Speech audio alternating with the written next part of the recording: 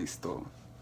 La avaricia y el deseo sin límites son tan antiguos como la historia humana misma, pero así como existen seres humanos que harán lo que sea necesario para compartir su inmundicia y dolor, también siempre han existido y seguirán existiendo personas dispuestas a apoyar y a buscar el desarrollo del ser humano. Sin embargo, a veces la línea que divide esto es sumamente delgada. Muy buenas noches, yo soy Sergio Villagómez y el día de hoy hablaremos de cómo México ha sido gobernado bajo el capitalismo. En la historia yanqui del capitalismo ha habido una inmensa cantidad de hermosas ayudas de buena fe, como lo fue The Spanish-American War o la Guerra Hispano-Estadounidense, en donde Estados Unidos incorporó el territorio de Guam y de Puerto Rico a cambio de liberar al pueblo de Cuba. También podríamos comentar cómo quiso crear una organización entre las naciones llamada la Liga de las Naciones, pero después negándose a formar parte porque no le parecía el apéndice que señalaba que el país americano debería de pedir permiso antes de entrar en guerra con otros. Vaya contradicción. Pero, ¿es realmente el país americano el gran culpable?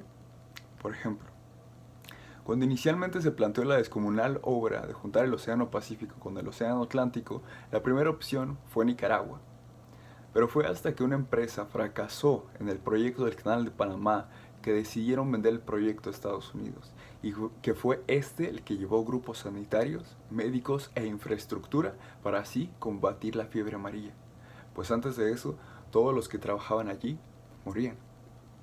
¿Pero le importaba a Estados Unidos que Pepito o Panchito murieran? Claro que no. Incluso les dieron dinamita a trabajadores que no estaban capacitados para utilizarla, provocando así muchísimos amputados y trabajadores que fueron enterrados vivos. Pero era un método que era económicamente eficaz y el avance iba viento en popa y eso era lo que le importaba al capital. Entonces, parece lógico argumentar que allí donde hay dinero de por medio hay intervención humana. El dinero mueve al mundo. Decía Michel Foucault en varios de sus libros, como por ejemplo El sujeto y el poder, precisamente la forma que tiene el ser humano de ejercer poder sobre sus gobernados. Él hablando del gobierno. Pero dentro de estas facultades estaba la comunicación, la educación y los efectos psiquiátricos. Ese es un tema del que nos podría tomar un video entero para hablar.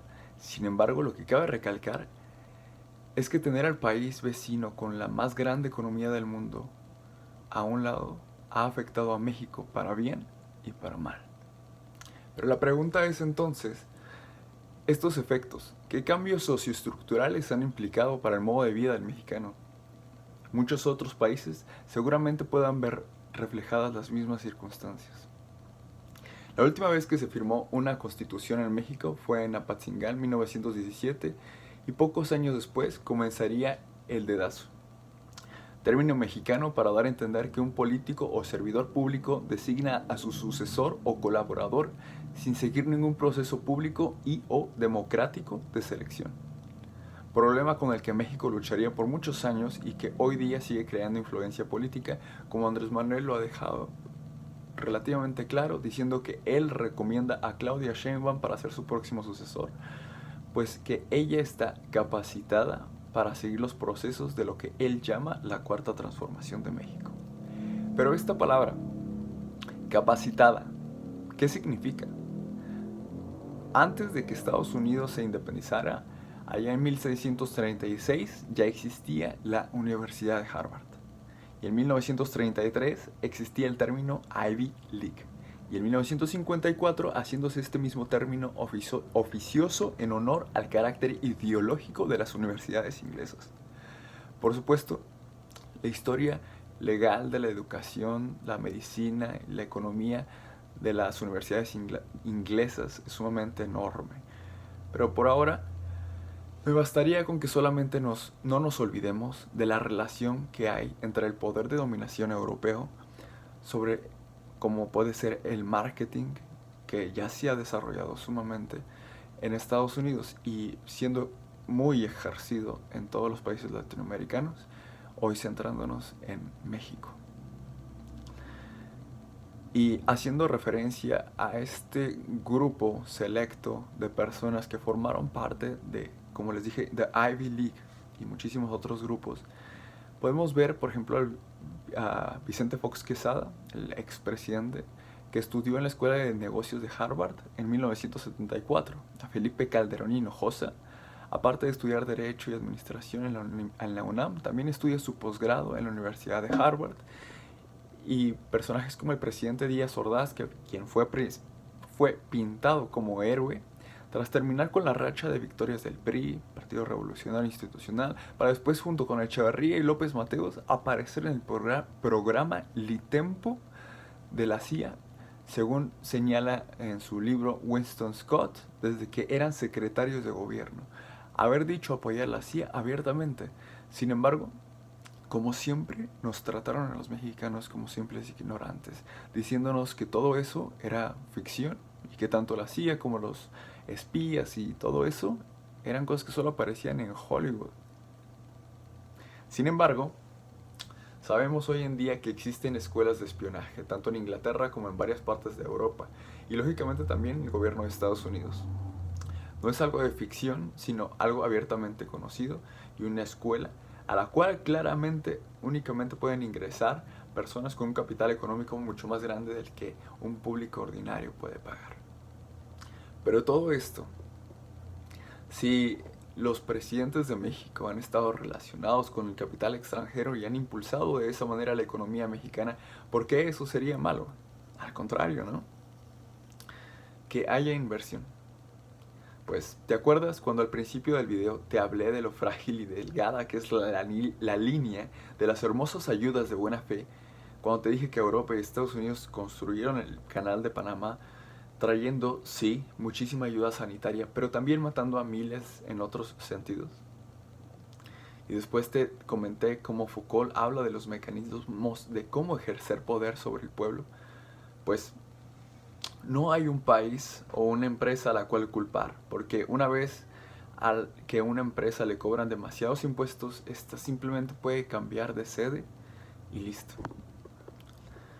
Utilizar mecanismos como comprar muchísimos cerebros tercermundistas mal pagados que puedan crear para él formas de evadir impuestos bajo la ley. ¿Te acuerdas cómo era hace muchos años el sueño americano? Eran estas hermosas comidas familiares que nos pintaban en series o películas de televisión como Los Simpsons, Modern Family, etcétera, etcétera, haciéndonos pensar cómo seguir el burro a la zanahoria o como seres humanos al dinero. Pero es un dinero que cada vez se ve y se nota que está mucho más lejos de nuestras manos de lo que quisiéramos. Aunado a esto, hace muchos años que las grandes esferas económicas se conocen. Por como te dije, estudiaron en los mismos lugares. Se conocen por lo pequeño de sus nichos, habiendo estudiado desde hace más de 50 años en lugares que son, geográficamente hablando, muy pequeños y muy sectoriales para muy pocas personas, que son las mismas personas que nos gobiernan desde hace básicamente toda nuestra vida. Y esos mecanismos con los que nos han criado, deja tú los ordinarios canales de televisión que facultó tanto el gobierno, llamados aquí en México como fueron Televisa o TV Azteca, y en otros y sus respectivos en otros países como lo son Colombia, Nicaragua o Venezuela. Y poco a poco hemos ido cambiando el objeto de deseo en sí, las cosas que amamos, aquello a lo que aspiramos, las ideologías que nos formaron entidades como lo son Disney, DreamWorks o Marvel. Todos estos nos forjaron una idea, un marketing, tanto a nosotros como a un estado, de lo que era aspiracionable. Por ejemplo, véase como incluso a Estados Unidos, bajo el mismo régimen, porque claro, ellos no se libran de esta cuestión. El nivel socioeconómico es sumamente dividido también para ellos. Y dentro de ellos hay muchísima clase pobre, inclusive, que como mexicanos podríamos pensar o considerar que no es así, que ellos son muchísimo más adinerados, muchísimo más ricos, pues esa cantidad económica a ellos no les alcanza para vivir allá, porque vivir allá es muchísimo más caro.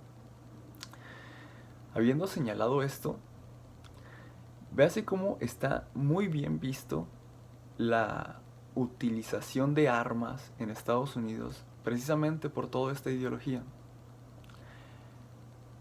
¿Cómo se ve como el único medio de rebelarse ante el sistema? Sin embargo, el narcotráfico, por ejemplo, es un efecto colateral del capitalismo. Es la forma que tienen las personas, sin otro medio de superación, de transgredir al sistema.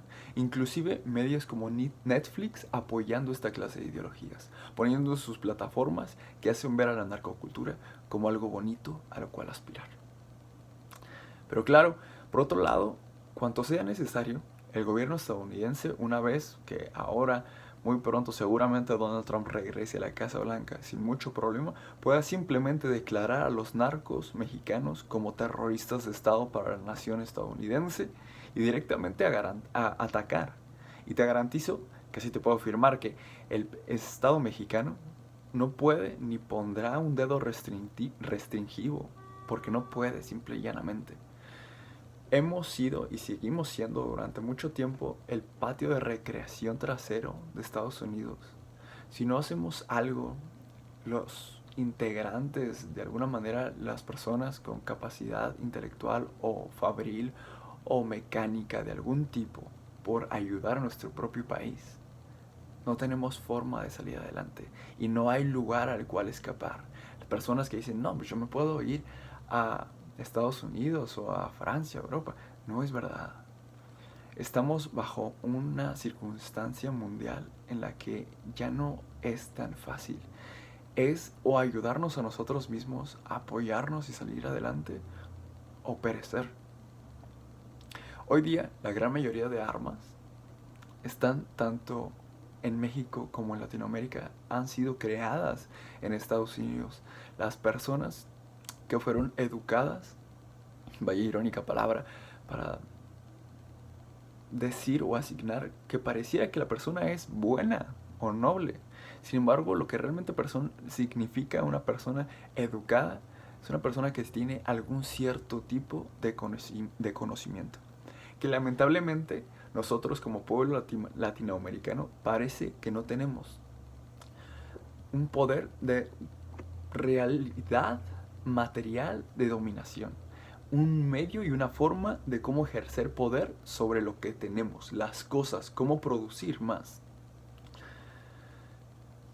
No sorprende entonces que los jóvenes no quieran estudiar o no vean nada de interés en ello. Más bien dicho, nos ven institucionalizados, educados para comportarnos de una cierta forma.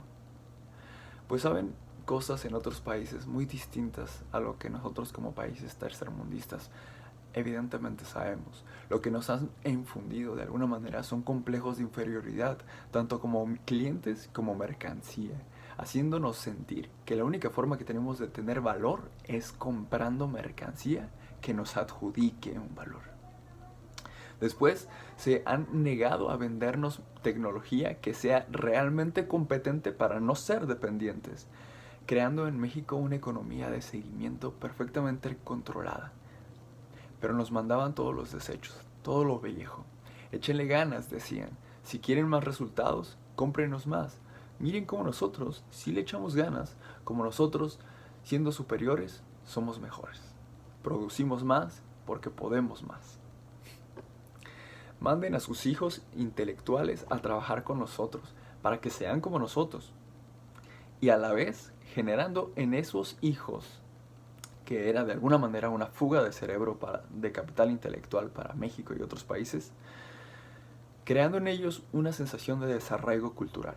Hijos que una vez estando allá se desarrollaban, se criaban y se sentían con la noción de ya no ser como sus padres, de ya no haber aprendido lo mismo, de no haber entendido lo mismo y de ya no pertenecer a la misma cuestión cultural, recurrentemente traicionando sus valores de lo que era la nación de la cual venían. Por supuesto, no intento ser nacionalista con esto, simplemente quiero dejar en claro que ya no había una intención directa de la persona emocionalmente para identificarse con su pueblo, haciéndola ahora de niño adoptado en un país extranjero, pero por supuesto nosotros como país mexicano levantarnos en armas contra nuestro secuestrador sería un suicidio.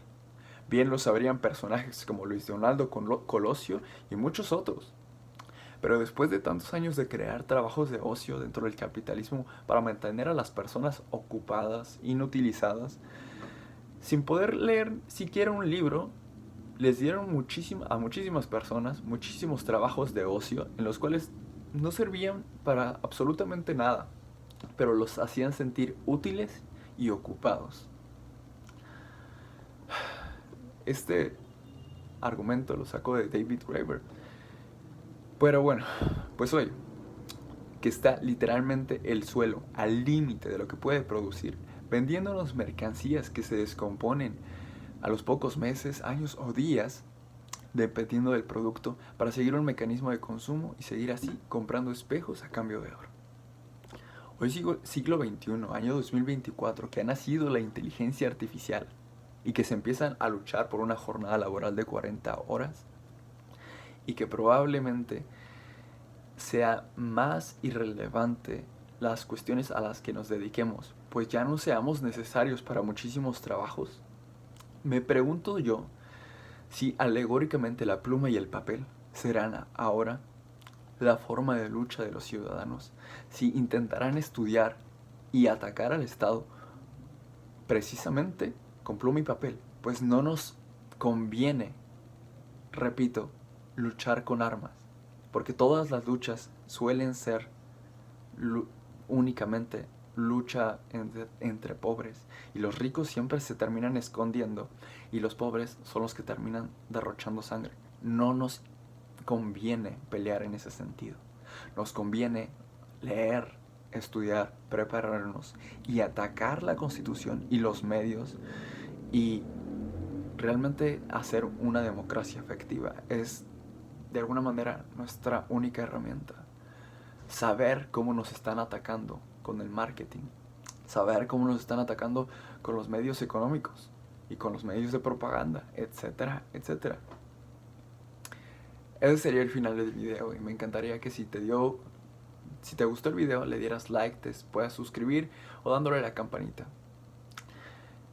Sin más, me retiro y que tengan muy linda noche.